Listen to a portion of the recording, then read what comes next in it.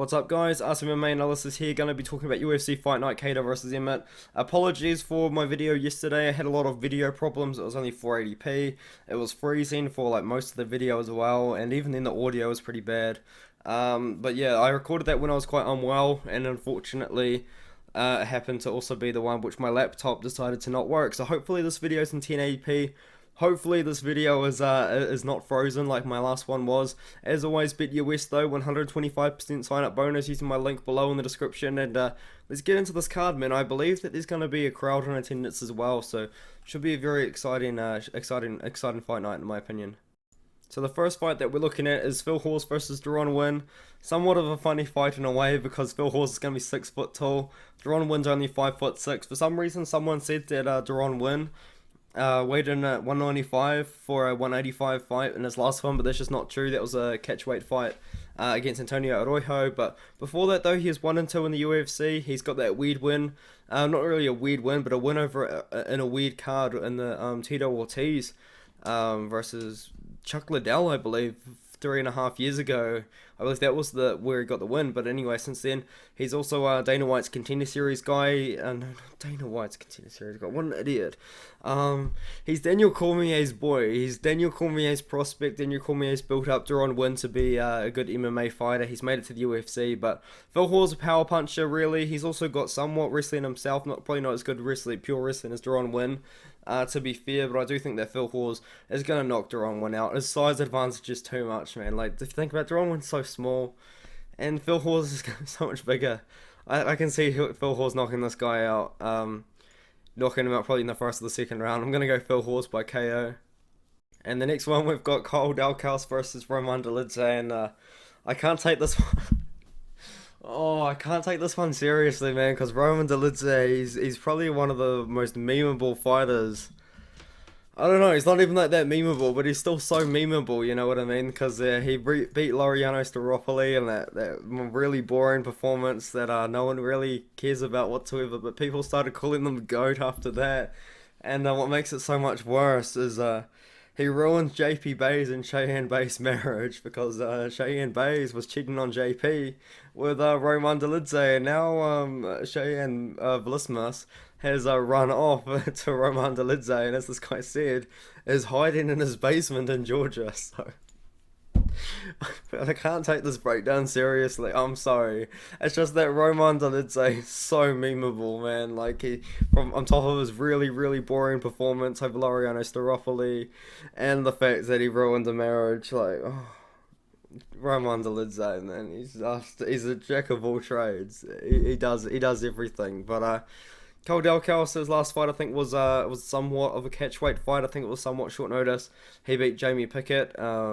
Weird fight with Kevin Holland, as I said in my quick picks, but I don't know, man. He's got good wins, but he's got good losses as well. I think he's probably good enough to beat Roman Dolidze. His best chance, you know, probably maybe in the kickboxing department, maybe in the jiu-jitsu department, but I don't know. I feel like Dalcaus has got this one. If he keeps it on the feet, he'll probably win a decision. If he gets to the mat, I wouldn't be too surprised at a sub. So yeah. I'll go for a submission in this one here. I think Dalcaus probably should get the sub. I could definitely see a decision win though, but just a funny fight to break down. Alright, moving on, we've got Cody Stamen versus Eddie Weiland, and I'm going with Cody Stamen very confidently, but minus 450 as a favourite is a bit of a stretch, you know. Eddie Weiland, he's had a good career, unfortunately, in the last few years, though. It really has gone downhill, but if you guys don't know, Eddie Weiland actually fought Renan Barão for the interim bantamweight championship way back in the day. Just way back in the day. Eddie Weiland's been in there with some really good fighters. He's had some good win streaks, but unfortunately, way back in the day isn't 2022, and Eddie Weiland's almost 38 years old. He's probably borderline at retirement now. His last win was over Gregory Popov, and I don't even recognize that name anymore. He's probably not in the UFC, but yeah, he was fed to Sean O'Malley, which is probably what he's most famous for now, which is really unfortunate because he did have a good career way back in the day. I believe he was also in Strikeforce as well. But Cody Stamen, good wrestler. I think at one point he was a top 15 ranked opponent after he beat Brian Kelleher. But since then he's been on a little bit of a slide. He lost to Jimmy Rivera. He lost to Murav Dvalishvili, who's doing really good things right now. And he lost to Saeed Nurmagomedov, who's on the come up himself somewhat. So I don't know. I think Cody Stamen, there's a good chance that he gets a decision, because that's kind of what he does. He's not really the most exciting fighter in the world. He doesn't have many finishes on his record whatsoever, from my understanding. If we look at his record, yeah, he's got 5 wins. He's got 8 wins by finish, 11 wins by decision. But Eddie Weiland, man, he's been knocked out badly in his last couple of fights, and he got knocked out by John Castaneda. I guess isn't the best lock in the world, but yeah, I think Cody Stamen should win this one. Give me just Cody Stamen decision using his wrestling. But if he wants to keep it on the feet and throw hooks and throw heavy shots, maybe he could get a KO. But I'll be going with Stamen, probably just by a decision. It's probably the safer play, because he's just going to look to wrestle anyway. Alright, moving on. Danny Jarvis versus Ricardo Ramos. And Ricardo Ramos is a much bigger favourite than I expected him to be. I thought Danny Jarvis was going to be a slight underdog. I didn't expect him to be plus 250. Which makes my pick of Ricardo Ramos not necessarily look as good as what I thought it was. But hey, it is what it is. I'm going with Ricardo Ramos. He's a bigger favourite than I thought he would be.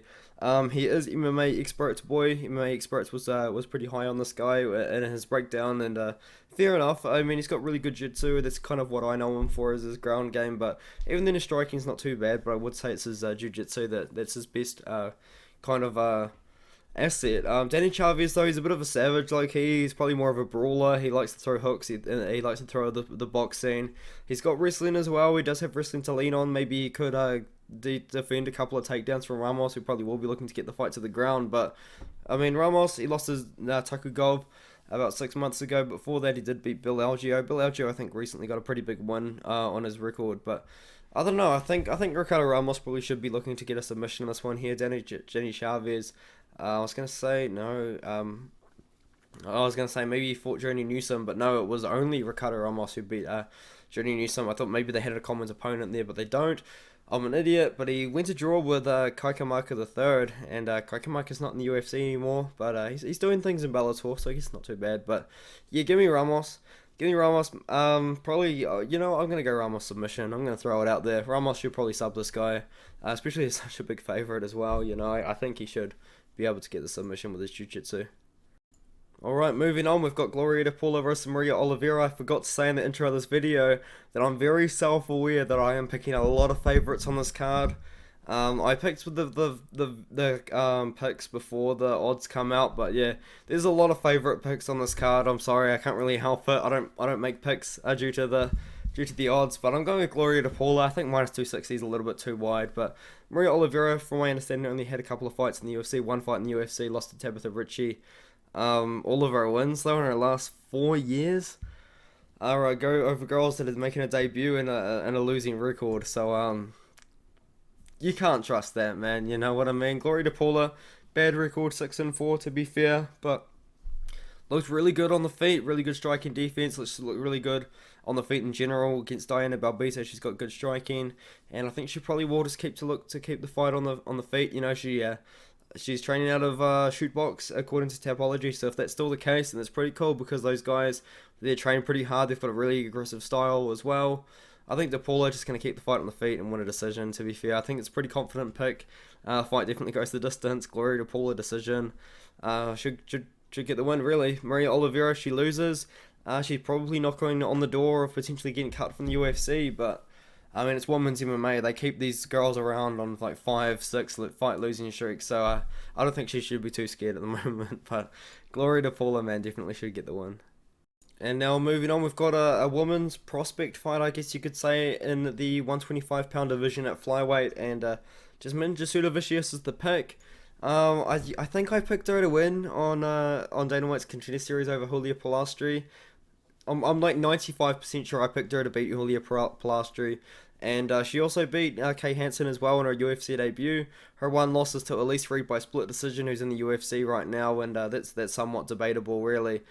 Somewhat alright competition prior to the UFC, but not really super high level. Jasmine Jasudavicius, though, she could step it up now that she's in the UFC, but she's 33 years old as a prospect, so I'm glad that she's fighting often. This is her third fight in 8 months. I think she does need to keep it often. Keep fighting often if she wants to make a run up the top 15, because she wants to make a run up the top 15. She's got to do it now. She's 33 years old. She can't really just waste time, take a year off here and there. She needs to be active like she is right now, and she's fighting a debuting girl, Natalia Silva, a girl on a decent win streak, a lot of submission wins in there over a girl that's 10-5, 3-0, 1-1, debuting 2-2. You know, like she's got good wins somewhat, I guess, for the regional scene over in Jungle Fight, which is Brazil's #1 regional promotion, but I don't know, man. She hasn't fought for 2.5 years. I don't really know what she's going to look like. She could look incredible, but Jasmine Jasudavicius, just looking at the height right now, is going to be so much bigger because she is pretty big. Not really super big for 125, but she has looked pretty big in the past. And Natalia Silva's going to be 5'4", and I think just Jasmine will keep the fight on the feet and win a decision. I think she probably should get a decision win on the feet in the kickboxing there.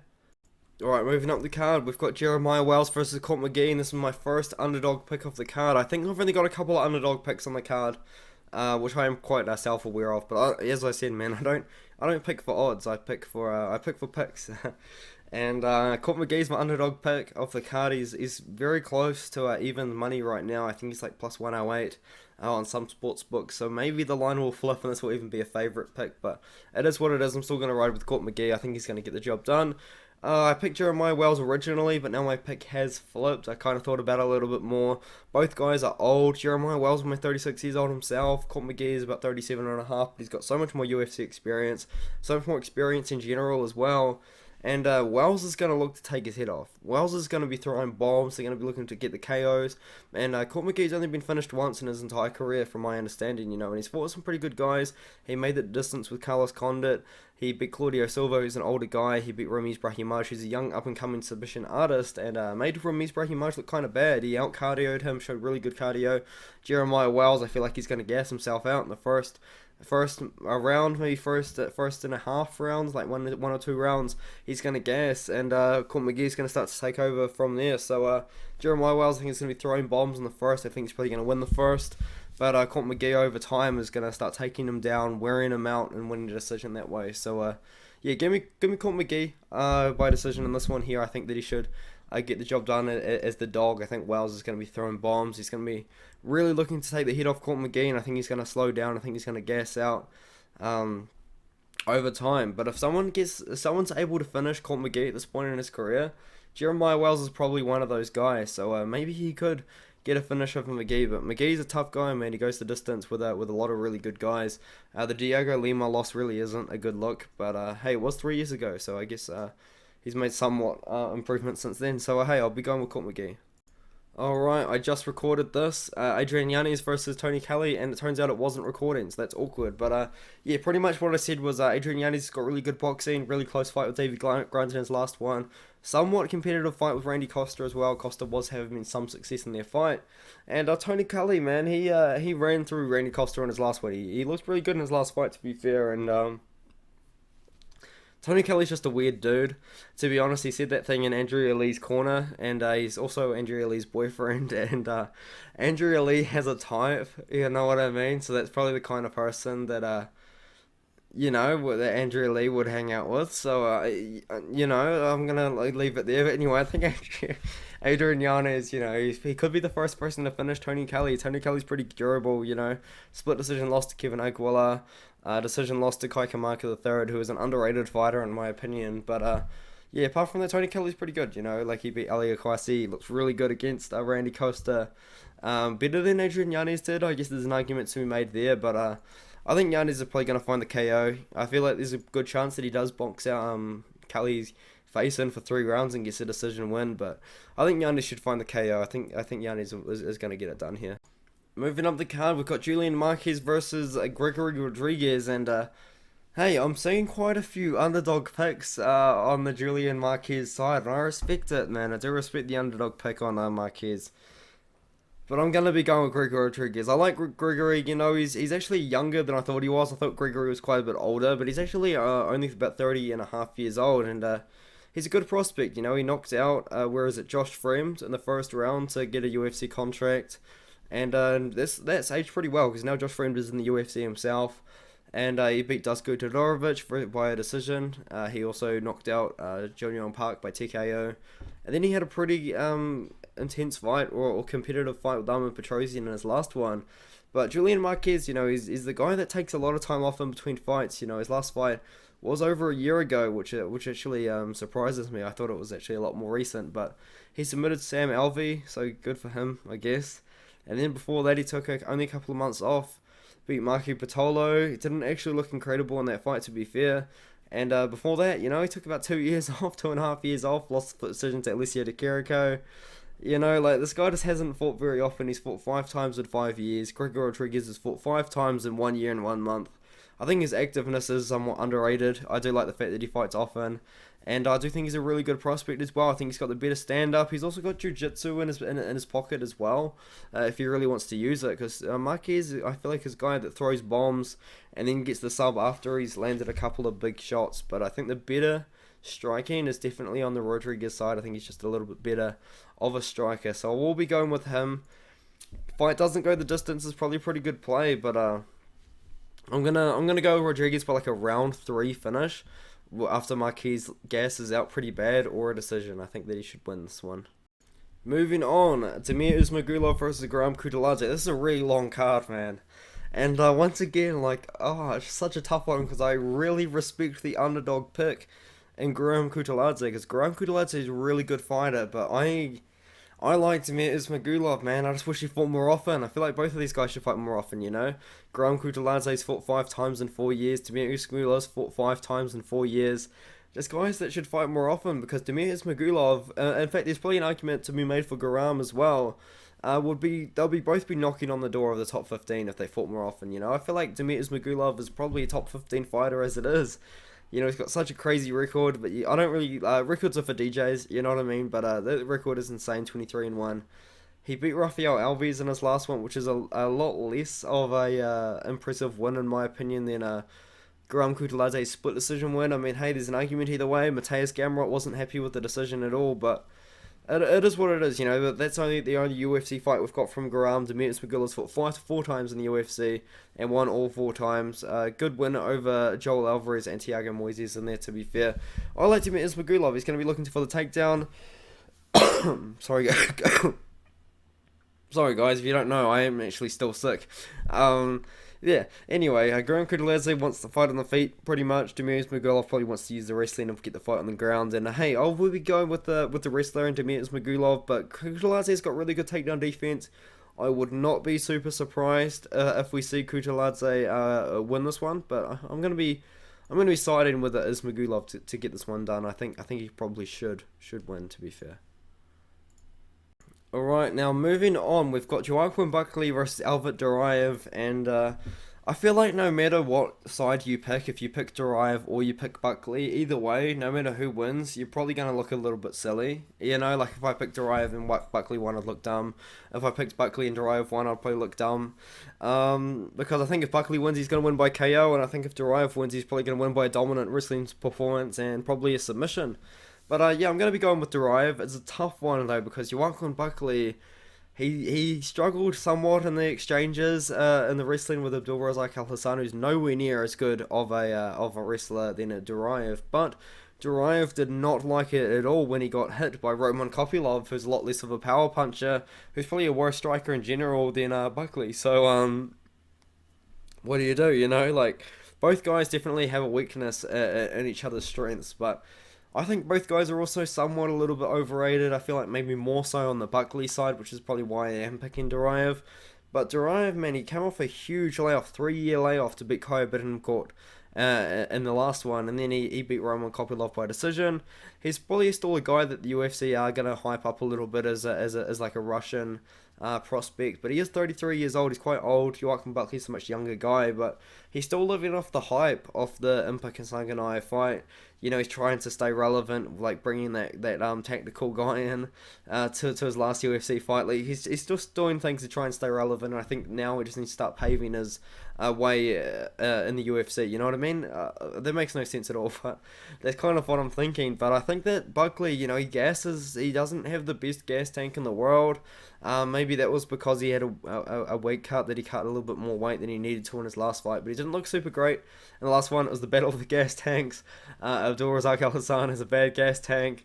Buckley has a bad gas tank. It is what it is. Derived definitely has a much better gas tank in this one here. He's gonna be prepared to go 3 rounds, but I think what's gonna happen here is Derived's gonna wrestle Buckley up against the cage for a few rounds, and then towards the end of the second round or the third round even, Buckley's gonna be very tired, and Derive's still gonna be somewhat live in the wrestling exchanges, and I think he's gonna do what a lot of these Russian wrestlers do like to do, and that is put you up against the cage, and when you give up your back to stand up, they grab onto the neck and they get the choke. So I will be going with Derived to win in that way, to win by choke up against the fence, and in the second or third round, I think he should get a late.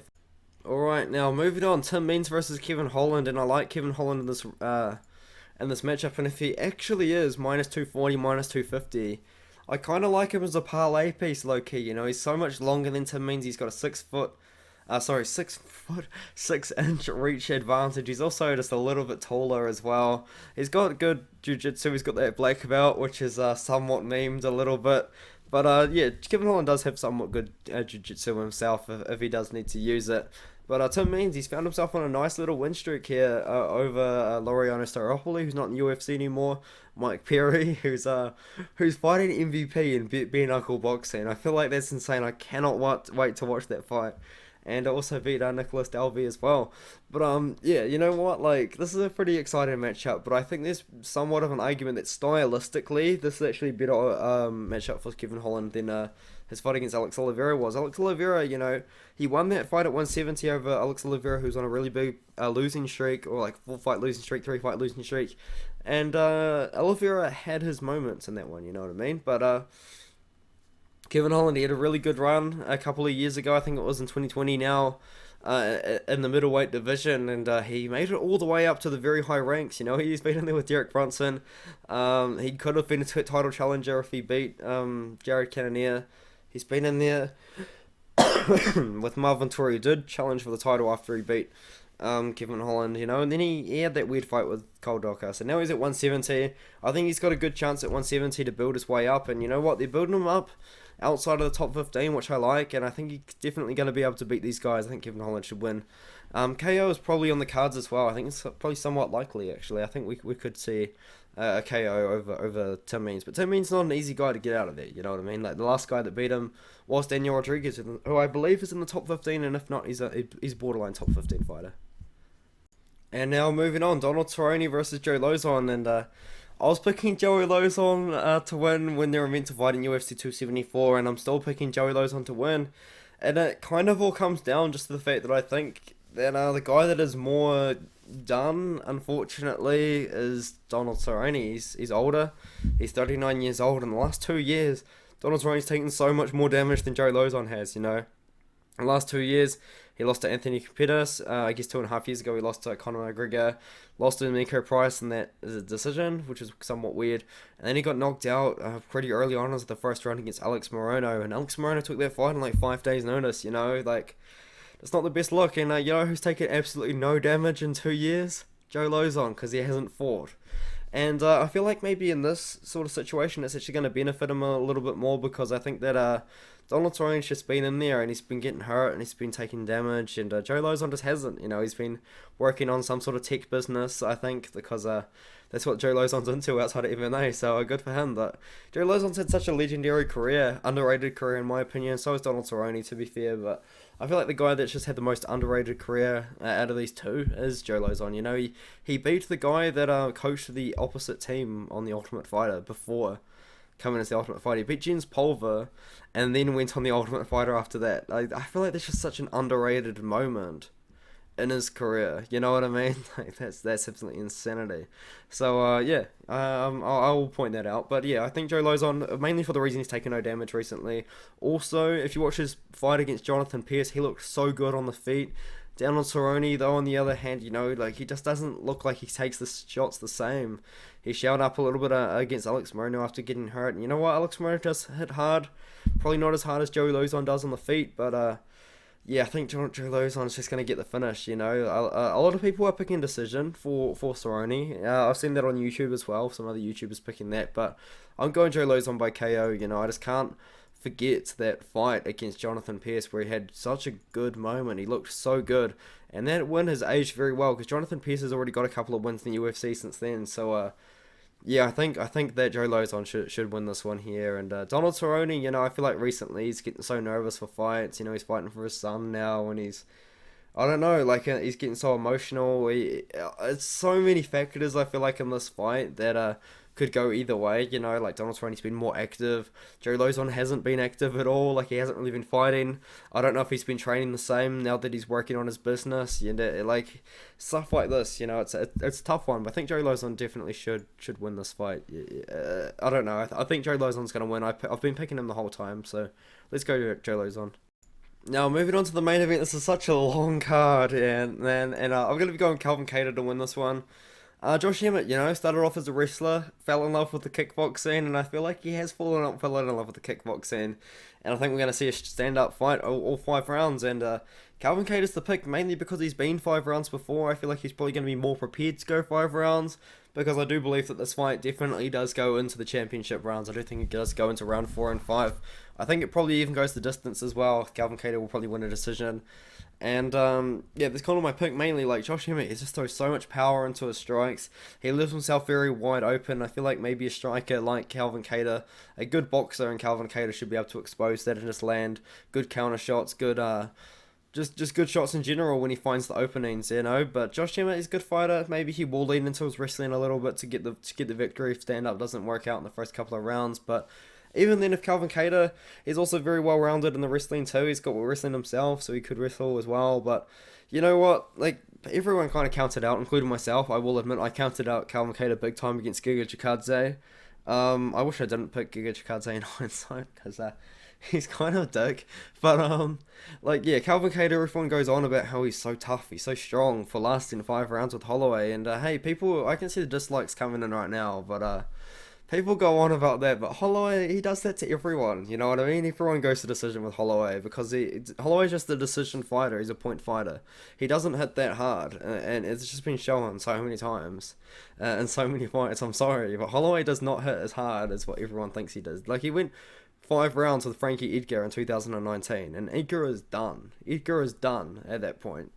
Yeah, he did finish Brian Ortega by doctor stoppage in the 4th round, but you know, there's Brian Ortega, and Volkanovski beat up Brian Ortega so much worse than Holloway did. And you know, like, his last actual finish was in 2017. Even then, his last finish was in 2018.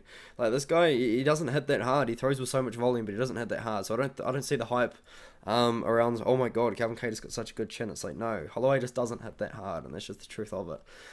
Josh Emmett, though, potentially could find the sleep medicine and just sleep Calvin Kattar, because Emmett is arguably the hardest hitting featherweight in the division. You know, there's definitely an argument to be made. He went to war with didn't go to war with Dan Ige. Dan Ige is always in boring fights as well. More dislikes, throw him on. But Dan Ige is always in boring fights. That was a very boring fight. It didn't excite me whatsoever. Probably because Dan Ige was in it. But you know what? Like, he went to a very exciting fight with Shane Burgos, won that one, knocked out Mirsad Bektic, knocked out Michael Johnson, one of the GOATs, you know, like, I don't know, it's quite cool. But yeah, I think Calvin Kattar should win with the boxing on this one here. Maybe even mix in the wrestling if he needs to. Emmett does potentially have underrated wrestling because he did start out as the wrestler, but he has fallen in love with the hands. You got to admit that, and I think that that's probably going to be his downfall. You know, I think he's going to try and stand with Kattar, and Kattar's going to use the boxing, put on a pretty good boxing performance, and yeah, he should win. But is this a title eliminator though? Real question. Like, if Yair wins, does he deserve a title shot more? Because of his performance against Max Holloway, which you could argue he actually won. But yeah, it's such a tough one, you know. I think that maybe Calvin Kattar, if he wins, somewhat maybe deserves a shot. But if Josh Emmett wins, I think he probably deserves the shot the most. If you think about it, Josh Emmett's 37. Josh Emmett's so old, you know, like he's so much older than people know. People think that Josh Emmett's young. Josh Emmett is not young, guys. He's 37 years old. It's now or never for him, man, to get the title shot. So maybe if he wins, he'll call for a title shot, and Dana White will be like, yeah, this guy's so old, we need to give it to him now. So, yeah, I'll be picking Emmett. No, not Emmett. I'm picking Kattar to win, but I think Emmett deserves the shot if he